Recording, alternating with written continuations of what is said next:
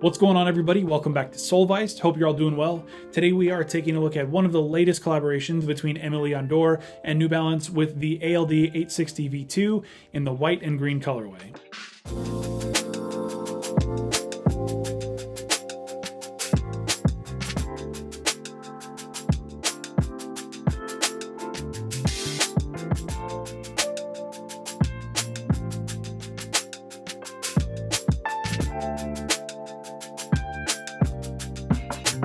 Now, I've been waiting on this particular pair of shoes for quite a while.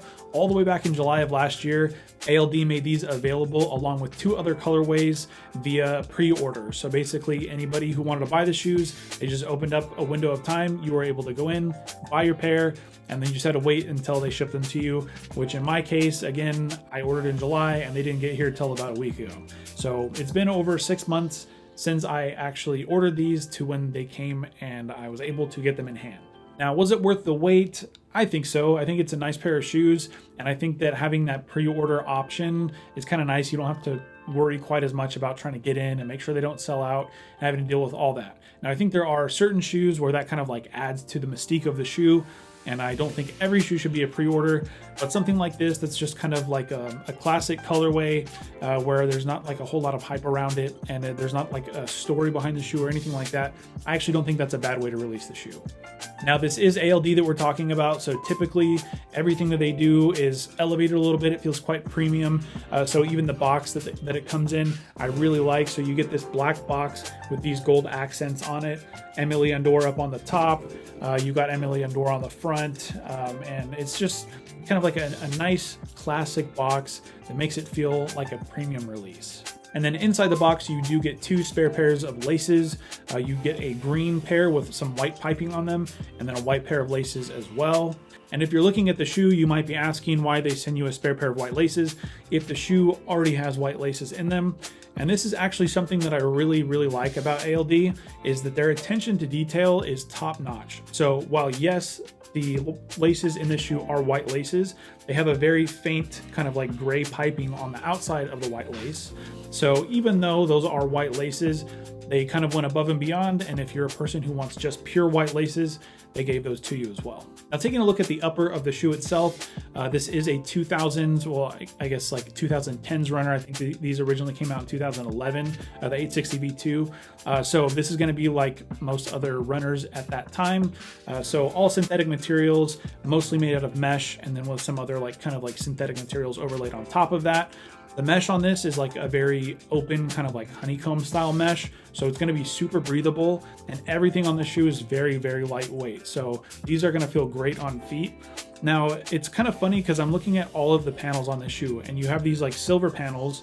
And at first I would have assumed that all these silver panels were gonna be reflective, but they're actually not. They're just kind of like a metallic silver. However, on the very tip of like the inside of the toe on the shoe, you have like these white paint lines, and that's the only 3M that I can find on this shoe. So like all these things that like on a typical shoe would kind of like indicate that it's a reflective or 3M material, just this very small kind of like circular line that they put on the very toe of the shoe.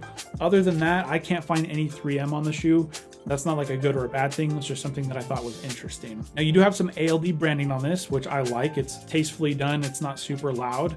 Up on the tongue where it normally says New Balance, it does say Aime Leon Dore. And then back on the heel of the shoe where you typically have one of those New Balance NB logos, you got the ALD crest. So very tastefully done. I do like that. Oh, and then I should also mention the insole, instead of saying New Balance, says Aime Leon Dore as well. All right, moving down to the midsole on the shoe, which back when this was considered more of a running shoe, these were more performance features.